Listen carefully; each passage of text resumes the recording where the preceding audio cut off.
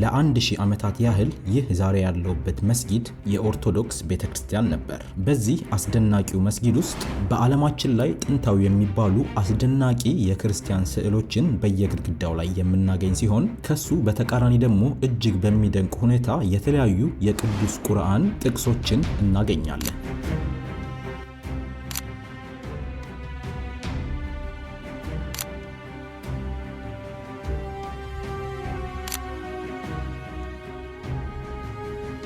የዚህ እጅግ በጣም ጥንታዊ የሆነ የድሮ ቤተክርስቲያን የአሁኑ መስጊድ ታሪክ የሃይማኖት ታሪክ ብቻ አይደለም። በዚህ ቪዲዮ ይህ ህንፃ በማን እንደተሰራ እንደዚሁም እንዴት ከቤተክርስቲያንነት ወደ መስጊድነት እንደተለወጠ በፍጹም የማትጠብቁትንና የማትገምቱትን ታሪክ የምነግራቸው ይሆናል።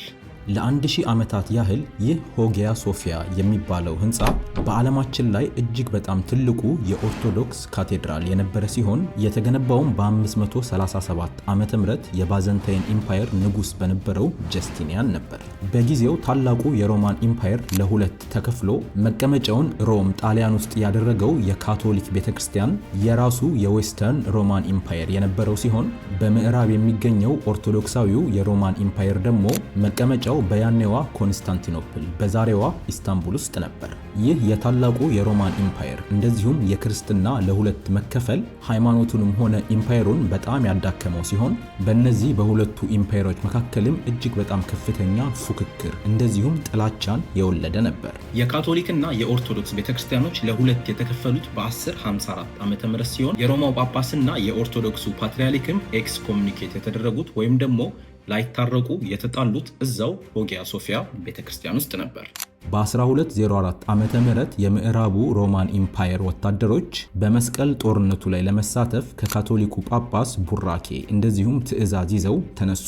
ነገር ግን ወደ ኢየሩሳሌም ከመሄድ ፋንታ ወደ ኮንስታንቲኖፕል የዘመቱ ሲሆን መላውን የኮንስታንቲኖፕልን ከተማ ያቃጠሉ ሲሆን በዚህ በሆጊያ ሶፊያ ቤተክርስቲያን ውስጥም ለብዙ መቶ ዓመታት ተቀምጠው የነበሩ የታሪክ እንደዚሁም የሃይማኖት ቅርሶችን ያቃጠሉ እንደዚሁም የዘረፉ ሲሆን ይህም የምስራቁ የሮማን ኢምፓየርን ማለትም የባዘንታይን ኢምፓየርን እጅግ በጣም ያዳከመ ትልቅ ታሪካዊ ክስተት ነበር።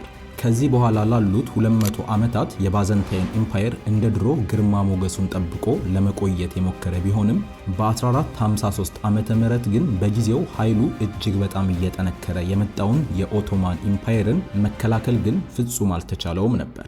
በ21 ዓመቱ ወጣት ሱልጣን ይመራ የነበረው የኦቶማን ኢምፓየር የኮንስታንቲኖፕልን ግንቦች ለ53 ቀናት ከቦ በመድፍ ከደበደበ በኋላ ለ1123 ዓመታት የቆየውን የባዘንታይን ኢምፓየርን አሸንፎ ኮንስታንቲኖፕልን የኦቶማን ኢምፓየር ዋና መቀመጫ አደረጋት።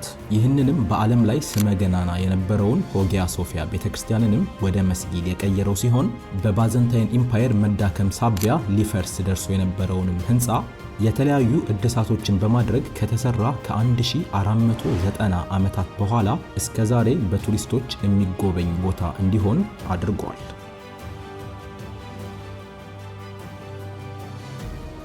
በነገራችን ላይ የቤተክርስቲያን ህንፃዎችን ወደ መስጊድ እንደዚሁም የመስጊድ ህንፃዎችን ወደ ቤተክርስቲያን መቀየር በዛ ጊዜ በጣም የተለመደ የነበረ ሲሆን የስፔንና የፖርቹጋል አካባቢዎች ከ800 ዓመታት የእስልምና አገዛዝ በኋላ ወደ ክርስትና ሲለወጡ አብዛኞቹ ትላልቆቹ መስጊዶች ወደ ቤተክርስቲያንነት የተለወጡ ሲሆን እስልምና ወደ ሶሪያ ደማስከስ ሲስፋፋም የተለያዩ የጥንት ቤተክርስቲያኖች ወደ መስጊድነት ተለውጠዋል።